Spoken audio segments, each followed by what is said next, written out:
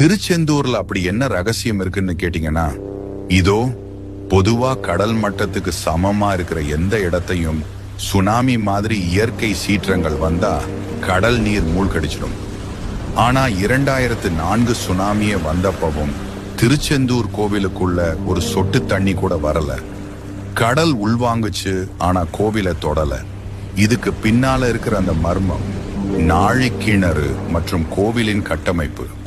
கடல் தண்ணி உப்பு தண்ணி, ஆனா அதுக்கு வெறும் 100 அடி தூரத்துல இருக்கிற இந்த கிணத்துல மட்டும் எப்படி தித்திக்கிற நல்ல தண்ணி வருது?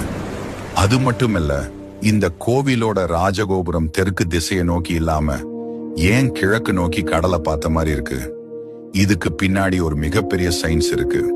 இந்த கோவிலோட ஒவ்வொரு கல்லும் ஒரு கணக்கோட செதுக்கப்பட்டிருக்கு.